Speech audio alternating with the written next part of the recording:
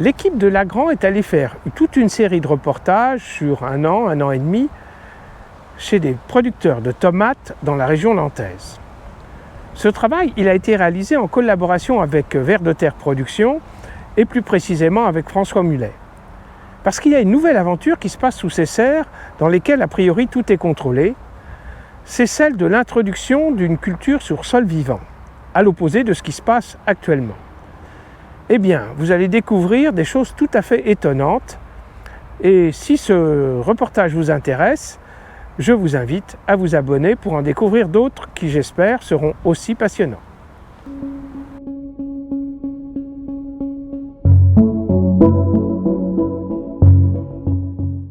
Sur les bords de la Loire, en bordure de Nantes, il se passe des choses étranges. Dans ces immenses serres bardées de capteurs électroniques, les vers de terre ont pris le pouvoir. Jusqu'alors, la culture des tomates se passait avec une précision et une régularité parfaite. Dans cet univers extrêmement contrôlé, il n'y a pas de place pour l'improvisation. Les plants de tomates qui ne touchent pas la terre poussent sur des blocs de laine de roche imbibés au centimètre cube près de solutions nutritives.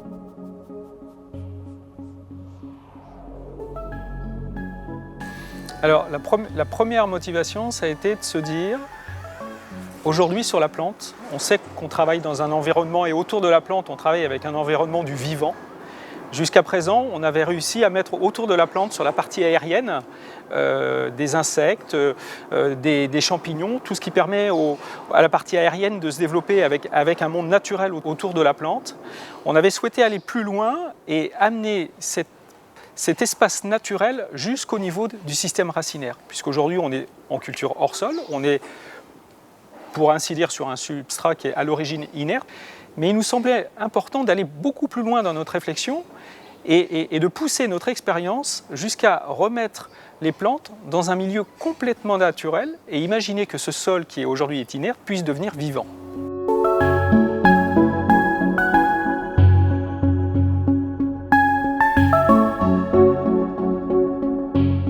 C'est un bouleversement complet. J'ai été assez impressionnée que les exploitants d'une aussi grande entreprise osent en fait aller vers des systèmes de production totalement différents de ce dont ils ont l'habitude de faire. Alors c'est très motivant. D'un point de vue personnel, c'est très enrichissant parce qu'on découvre vraiment on découvre beaucoup de choses. Des choses qui nous paraissaient évidentes alors qu'en réalité, c'est pas du tout évident. Donc là, on repart à la base des choses. Donc on part d'un sol vivant que je ne connaissais pas du tout en fait à la base. Passer d'une production sur laine de roche à une production sur sol vivant ne s'improvise pas. Après un an d'expérimentation sur un substrat naturel avec des vers de terre, les serres de Goulaine ont recruté une jeune ingénieure qui a initié les recherches. J'ai fait des recherches bibliographiques pour savoir quel axe de recherche adopter. Et je me suis intéressée à la culture en sol, en plein sol. Et c'est là que j'ai trouvé le contact et pris connaissance du travail que faisait Vers de Terre Productions. Et une fois que nous avions pris contact avec eux, nous avons plus clairement compris notre axe de recherche qui était davantage nourrir un sol pour nourrir une plante et non plus nourrir spécifiquement une plante. La rencontre avec François nous a amené à sortir complètement du hors-sol pour revenir sur notre sol, qui est un sol maraîcher depuis des décennies. Et ça nous semblait un sacré défi de revenir à ce que nos anciens producteurs, collègues nous ont transmis, c'est-à-dire un sol maraîcher qu'il faut qu'on fasse revivre. Voilà.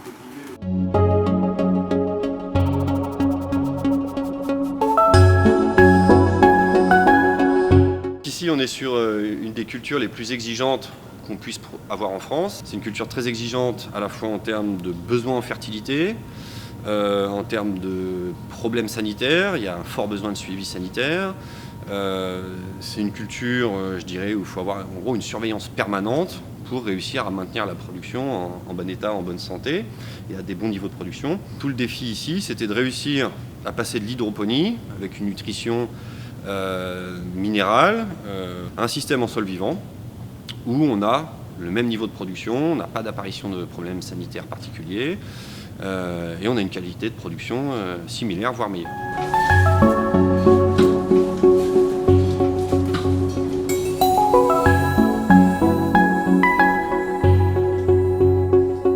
L'idée, c'est effectivement offrir à la plante un monde à travers le sol, un monde complètement différent qui pourrait lui permettre d'une part de s'alimenter, mais aussi de se protéger.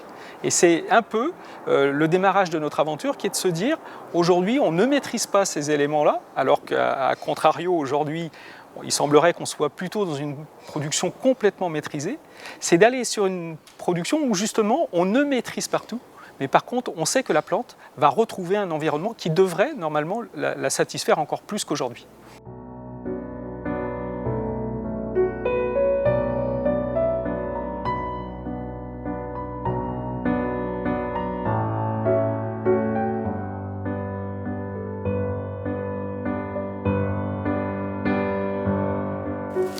Alors, une des premières difficultés, ça a été déjà de trouver la bonne base de sol qui va permettre d'une part le développement de cette vie qu'on attend autour du système racinaire pour la plante, mais aussi le sol qui va permettre à la plante de se nourrir. Donc il a fallu qu'on travaille sur la constitution du sol, sur les éléments de base qu'il fallait apporter à la fois pour que la plante, dans un premier temps, puisse trouver son alimentation, mais pour que également cette vie microbienne de macro-organismes puisse trouver tout ce qu'il faut pour qu'elle puisse se développer.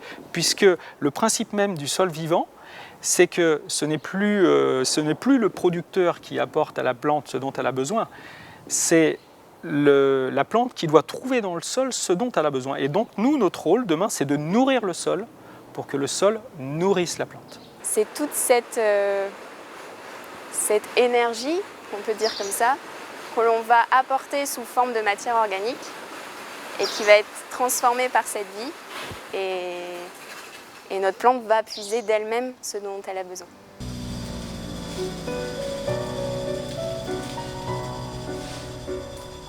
Nous, on est dans une façon de penser qui nous amène à réduire au maximum nos déchets de culture.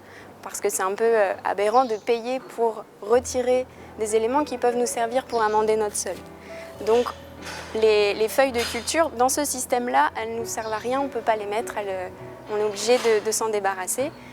Demain, dans le système en plein sol, on va utiliser les déchets de culture, donc les feuilles, peut-être les fruits aussi, et on va les déposer sur le sol. Ce qui permet à ce que l'azote qui a été puisé par la plante et stocké dans les feuilles va repartir dans le sol.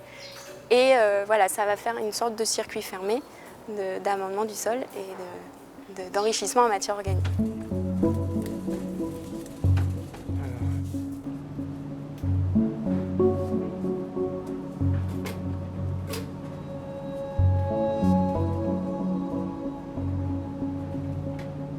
Aujourd'hui, ce qu'on se rend compte, c'est qu'une fois que le sol est bien établi, que le vivant a pris, s'est emparé de l'environnement proche du système racinaire, en fait, s'installe une protection naturelle et au contraire permet un développement du système racinaire bien au-delà de ce qu'on aurait pu faire dans un milieu artificiel.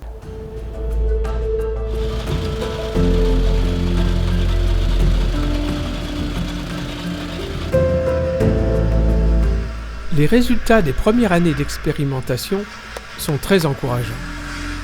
Petit à petit, les difficultés techniques ont été surmontées et il devient possible de passer une partie des serres en sol vivant. Fin 2020, 6400 m² sont convertis. On retrouve l'ancien sol, on apporte du compost et des copeaux de bois. Ce sont les ingrédients pour nourrir la future vie du sol.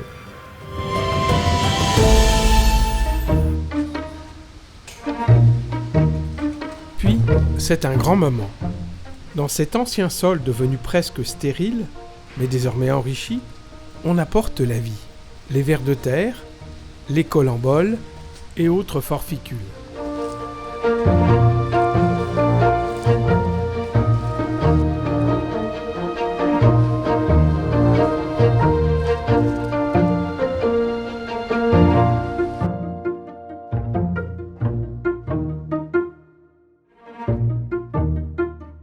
peu de temps après, les plants sont déposés délicatement sur une terre qui promet d'être féconde. Des copeaux de bois et de la paille en lieu et place des engrais minéraux, cela peut sembler surprenant. Mais c'est par ce phénomène, 100% naturel, que toutes nos forêts se développent de toute éternité. Nul doute que nos tomates de serre en tireront un grand bénéfice, et nos repas également.